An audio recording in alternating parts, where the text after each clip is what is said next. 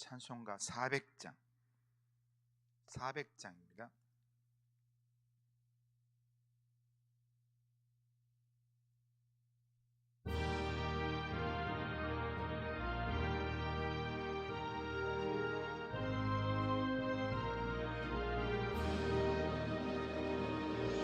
험한 시험 물속에서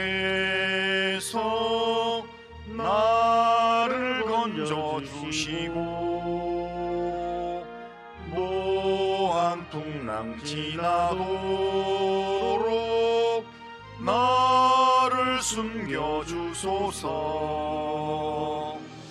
주여 나를 돌보시사 고이 품어주시고 험한 풍파 지나도록 나를 숨겨주소서. 권세 능력 무한하사 모든 시험 이기고 풍랑까지 다스리는 주님 앞에 비오니 주여 나를 돌보시사 고이 품어주시고 험한 풍파 지나도록 나를 숨겨주소서.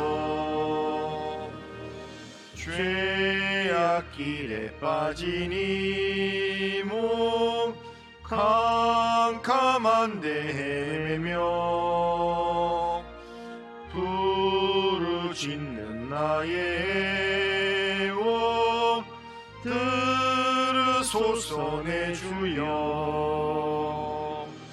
주여 나를 돌보시사 고이 품어주시고 험한 풍파 지나도록 나를 숨겨주소서. 아멘.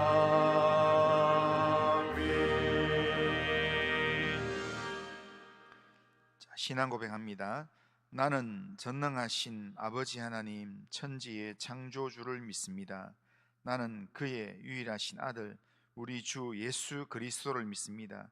그는 성령으로 잉태되어 동정녀 마리아에게서 나시고 본디오 빌라도에게 고난을 받아 십자가에 못 박혀 죽으시고 장사된 지 사흘 만에 죽은 자 가운데서 다시 살아나셨으며 하늘에 오르시어 전능하신 아버지 하나님 우편에 앉아 계시다가 거기로부터 살아있는 자와 죽은 자를 심판하러 오십니다.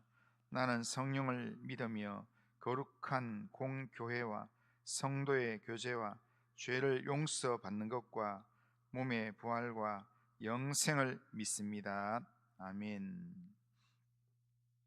하나님 말씀은 창세기 16장 창세기 16장 1절에서 14절까지 읽겠습니다. 창세기 16장 1절에서 14절까지 한 절씩 교독해 보겠습니다. 아브라함의 아내 사레는 출산하지 못하였고 그에게 한 여종이 있으니 애굽 사람이요 이름은 하갈이라. 사레가 아브라함에게 이르되 여호와께서 내 출산을 허락하지 아니하셨으니 원하건대 내 여종에게 들어가라. 내가 혹 그로 말미암아 자녀를 얻을까 하노라 하매 아브라함이 사레의 말을 들으니라. 아브라함의 아내 사레가 그 여종 애굽 사람 하갈을 데려다가 그 남편 아브라함에게 첩으로 준 때는 아브라함이 가나안에 거주한 지 10년 후였더라. 아브라함이 하갈과 동침하였더니 하갈이 임신하매 그가 자기의 임신함을 알고 그의 여주인을 멸시한지라. 사레가 아브라함에게 이르되 내가 받는 모욕은 당신이 받아야 옳도다. 내가 나의 여종을 당신의 품에 두었거늘 그가 자기의 임신함을 알고 나를 멸시하니 당신과 나 사이에 여호와께서 판단하시기를 원하노라. 아브람이 사레에게 이르되 당신의 요종은 당신의 수중에 있으니 당신의 눈에 좋을 대로 그에게 행하라 하매 사레가 하갈을 학대하였더니 하갈이 사레 앞에서 도망하였더라. 여호와의 사자가 광야의 샘물 곁 곧 술길 샘 곁에서 그를 만나 이르되 사레의 요종 하갈아 내가 어디서 왔으며 어디로 가느냐. 그가 이르되 나는 내 여주인 사레를 피하여 도망하나이다. 여호와의 사자가 그에게 이르되 내 여종 여주인에게로 돌아가서 그 수하에 복종하라. 여호와의 사자가 또 그에게 이르되 내가 내 씨를 크게 번성하여 그 수가 많아 셀 수 없게 하리라. 여호와의 사자가 또 그에게 이르되 내가 임신하였은즉 아들을 낳으리니 그 이름을 이스마엘이라 하라. 이는 여호와께서 내 고통을 들으셨음이니라. 그가 사람 중에 드날귀 같이 되리니 그의 손이 모든 사람을 치겠고 모든 사람의 손이 그를 칠지며 그가 모든 형제와 대항해서 살리라 하니라. 하갈이 자기에게 이르신 여호와의 이름을 나를 살피시는 하나님이라 하였으니 이는 내가 어떻게 여기서 나를 살피시는 하나님을 배웠는고 함이라. 이러므로 그 샘을 부엘라헤로이라 불렀으며 그것은 가데스와 베레스 사이에 있더라. 아멘. 자, 오늘 우리가 읽은 창세기 16장의 내용은 믿음의 사람 아브라함의 가정에 사레와 하갈 사이에서 생긴 갈등의 내용으로 이 갈등의 문제를 하나님께서 어떻게 해결하는가를 보여줍니다. 아브라함의 아내 사레가 출산하지 못하자 사레가 그의 몸종 애굽 사람 하갈을 통해서 아브라함의 자녀를 얻기를 그렇게 제안을 합니다. 이것은 하나님이 주신 생각이 아니었음에도 불구하고 아브라함은 사레의 말을 들었습니다. 여기서 불행이 시작되었습니다. 그러니까 하나님의 약속을 받고 지금 10년 후의 이야기입니다. 그러니까 한 10년의 시간을 보내면서 계속해서 하나님의 응답을 경험하지 못할 때 그럴 때 인간적인 생각을 하게 된다는 겁니다.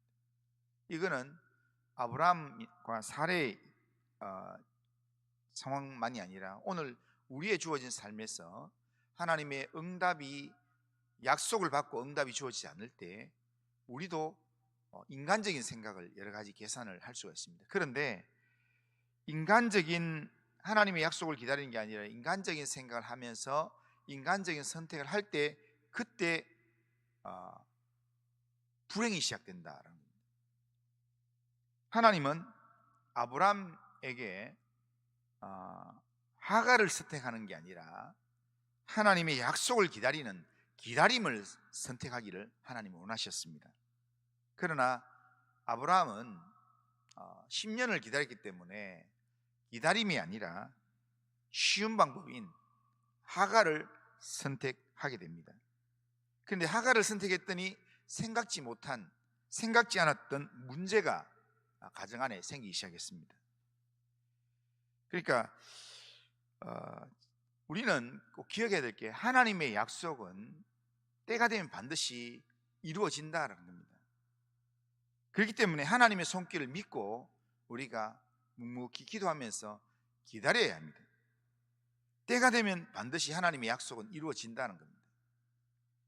그런데 4절에 보면 아브라함이 사레의 말을 따라서 하갈을 자기 첩으로 받아들이고 그리고 하갈을 통해서 아들을 얻는 방법을 선택을 합니다. 여종 하갈과 동침을 해서 하갈이 임신을 하게 됩니다. 그러니까 하갈이 임신을 했을 때 이제 뭔가 자손의 그 씨가 이제 생겨났다라는 것에 대한 응답을 받았다 생각했는지 모르겠습니다. 하지만 이제 그런 내용으로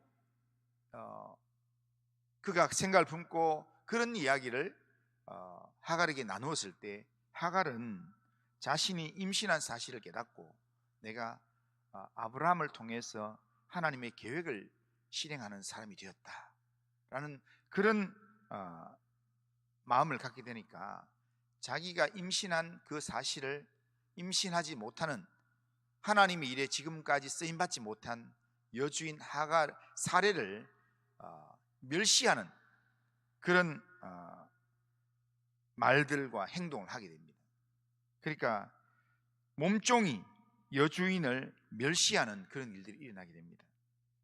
그러니까 하갈이 사라를 멸시하니까, 그러니까 이 사라 측면에서는 자기는 아기를 갖지 못한 상황이니까, 자기가 아브라함의 계보를 잊지 못하는 상황이니까 할 말이 별로 없습니다.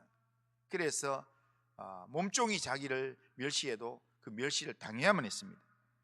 그래서 참다 이 사실을 아브라함에게 전하면서 원망하고, 이 멸시가 당신 때문에 지금 시작된 이야기인데 왜 내 혼자만 당해야 되냐 하면서 거기서 울고불고 하게 됩니다. 그렇게 되니까 아브라함이 사레에게 하갈에게 하고 싶은 대로, 본인이 하고 싶은 대로 해라. 왜냐하면 하갈의 주인이 당신이니까 하갈의 주인 자격으로 하고 싶은 대로 마음대로 해라. 그렇게 이야기합니다. 이 말을 받은 사레가 임신한 하갈을 학대하기 시작합니다. 그러니까 계속해서 학대하는 게 말로도 학대할 거고 일도 많이 시켰겠죠. 꼭 더 굳은 일들을 더 많이 시키고, 이렇게 하니까 임신한 하갈이 그 학대를 이기지 못해서 도무지 지금 임신한 상태에서 버티지를 못해서 가출을 하게 됩니다. 왜 이런 일이 아브라함의 가정에 일어났습니까? 하나님의 약속을 믿음으로 기다리지 못하고 인간적으로 문제를 해결하려는 아브라함의 믿음 없는 선택이 이런 가정의 불화를 만들어내는 겁니다. 갈등을 만들어냈던 겁니다. 믿음 없는 인간적인 선택은 항상 예상치 못하는 그런 심각한 문제를 가져오게 되어 있습니다.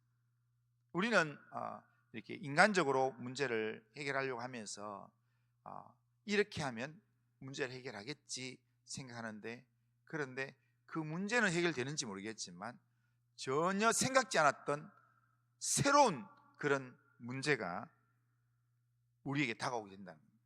그렇기 때문에 우리가 하나님의 방법이 아닌 인간적인 방법을 선택하는 것은 굉장히 우리가 경계를 해야 합니다. 하나님은 아브라함의 가정에 심각한 문제가 생겨서 아브라함과 사레가 갈등을 하고 사라와 하갈이 갈등을 하고, 그리고 결국에는 아브라함이 나 모른 척하고 그냥 사레에게 맡겨버리고, 그러니까 사레가 계속 하갈을 괴롭히고 하니까 결국 아브라함의 이 씨를 가진 이 하갈이 임신을 한 상황에서 집을 나가게 됩니다. 이 가정의 문제를 하나님께서 그냥 내버려 두시는 게 아니라 하나님은 해결하기를 원하셨습니다. 그런데 아브라함 가정의 문제를 해결하기 위해서 하나님께서 아브라함을 찾아가는 거나 사레를 찾아가는 게 아니라 하나님께서 누구를 찾아가는가 하면 하갈을 찾아간다. 하나님께서 어떤 문제를 해결하기 위해서요, 우리가 오늘날도 자세히 보면요, 하나님께서 어떤 문제를 해결하기 위해서 찾아가는 사람은 하나님께서 기득권을 가지고 있는 힘 있는 사람 찾아가지 않습니다.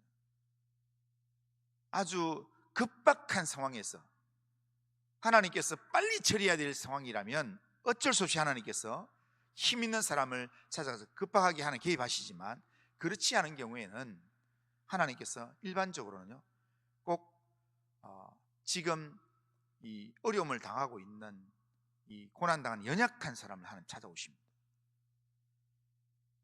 지키고 상한 연약한 자를 찾아오셔서 하나님께서 말씀하신다는 겁니다. 우리가 생각하기에 힘도 없고 도저히 역할을 감당할 가능성도 없는 이 하갈을 사용해서 아브라함의 가정에 일어난 문제를 해결하게 하신다는 겁니다. 그게 하나님의 방법입니다. 9절에 보면 주인의 학대를 피하여서 집을 도망 나온 하갈에게 하나님께서 이렇게 말씀합니다. 이제 그 처방으로 9절에 보면 내 여주인에게로 돌아가서 그 수하에 복종하라, 이렇게. 이 명령은 순종하기 힘든 말씀입니다. 돌아가면 살해의 학대를 받으면서 고난당하는 삶을 살아야 합니다. 그러나 하나님은 돌아가서 그 수하에 복종하면서 학대를 당해라 라고 이야기한다. 하나님께서 하갈이 당할 고난을 알고 계십니다.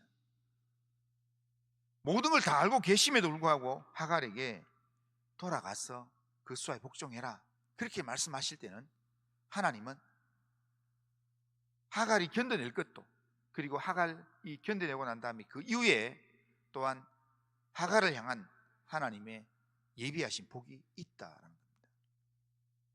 하갈과 그 아들을 지키고 그들로 통해서 자손이 번성하게 되는 하나님의 계획이 있다는 겁니다.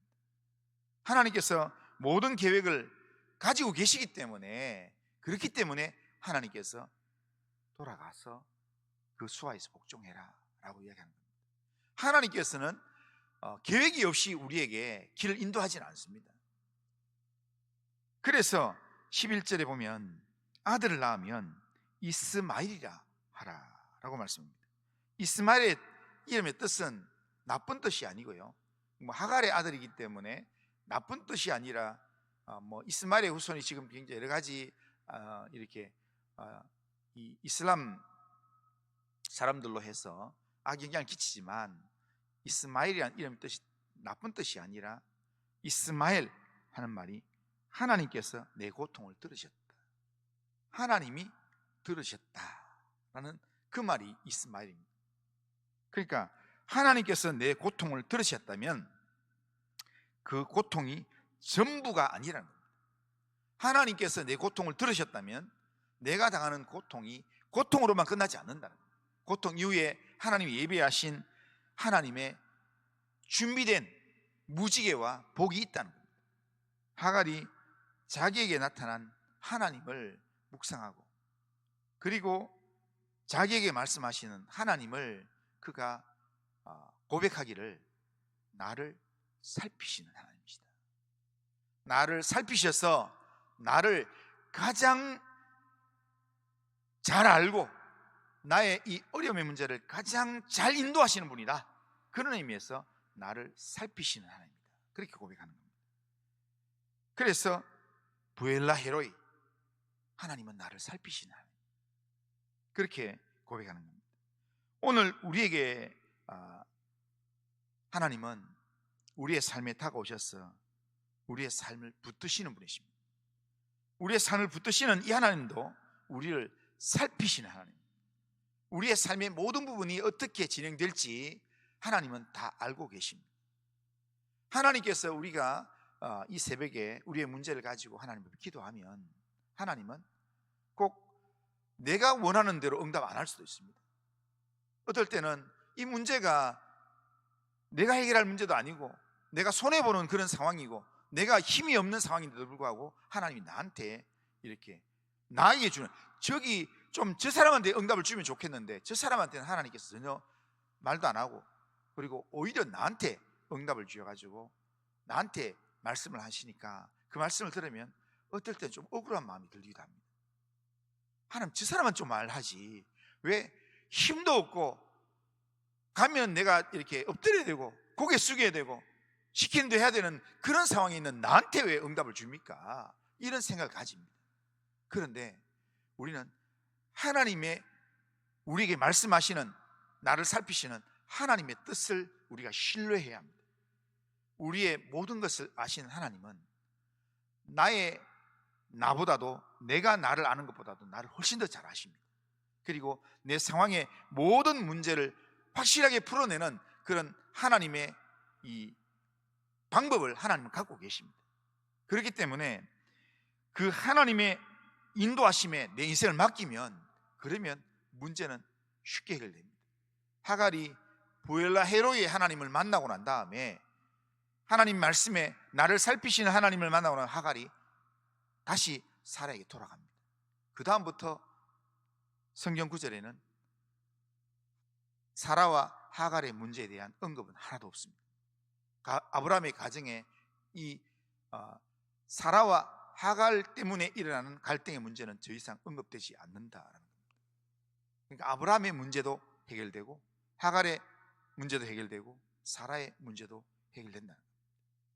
그러면서 결국에는 하나님께서 모든 일들을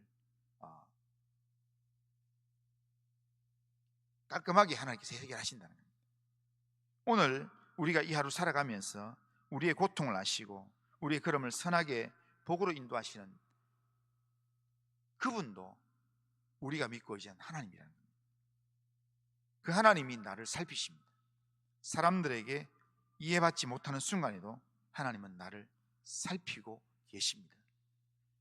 그렇기 때문에 이런 하나님을 믿는 믿음으로 조급함 대신에 하나님에 대한 신뢰를 붙들고 하나님을 의지함으로 이 하루를 살아가야 합니다. 오늘도 나를 살피시는 하나님을 온전히 의지하면서 하나님의 소리에 귀를 기울이고 하나님이 내게 말씀하시는 대로 믿음으로 순종하는 겁니다.